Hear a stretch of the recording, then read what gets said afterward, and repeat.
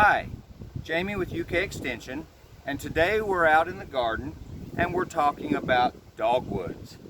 Dogwoods are one of the most beautiful, showy, flowering native trees that we have in central Kentucky. You can see the mountain hillsides covered with them in the spring, and because they are native, many people think they are the obvious and perfect choice for our landscapes, which can be true. If you have the kind of conditions where dogwoods would naturally grow in the wild, they'll thrive.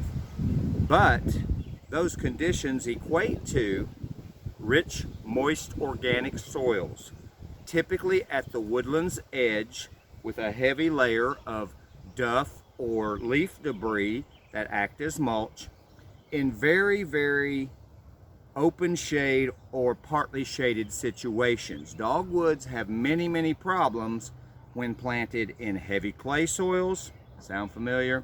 And also when they are exposed to more sun than they would naturally tolerate. Those two pre-stressors cause so much dogwood decline around the state that when I travel around Lexington, probably 1 to 2 out of every 10 dogwoods I see are healthy. The others are all in some state of decline. People don't realize this.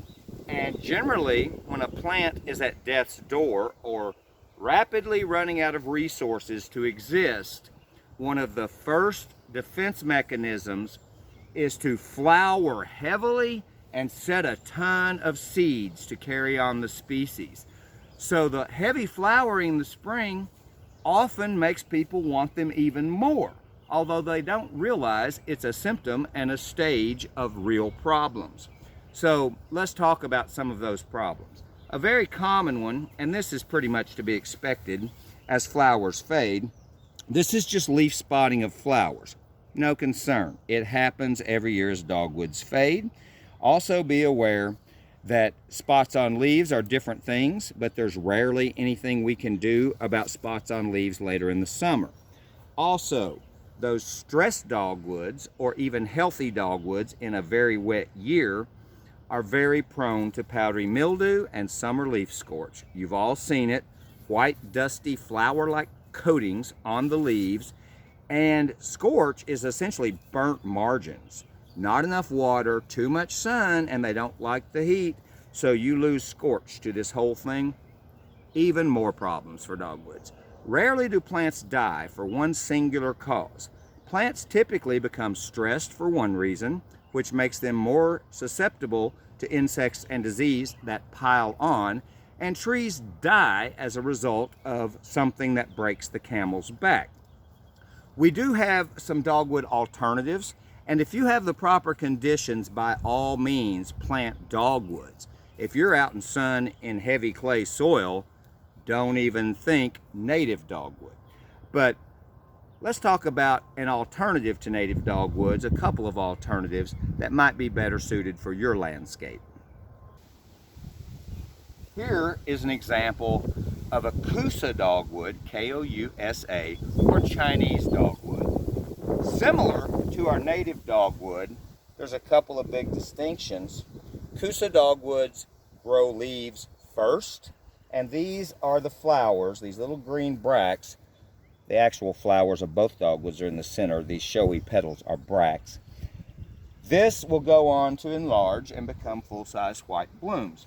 This dogwood is much more tolerant of adverse conditions, clay soils. It's a better choice.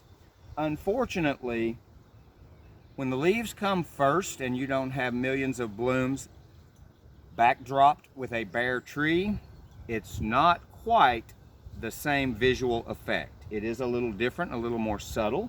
The other distinction, where our native dogwood will have little clusters of individual berries, this one grows a large round strawberry-like fruit that's a bunch of fruits fused together. In addition to the straight species, or the Cornus Kousa, we also have other lovely dogwoods. A couple of options there, don't have the giant showy blooms, but both Cornus moss and Cornus officinalis, Cornus moss is known as cornelian cherry, are dogwoods that bloom in March with tiny yellow flowers that cover the whole tree, more like a redbud effect, but in yellow-green.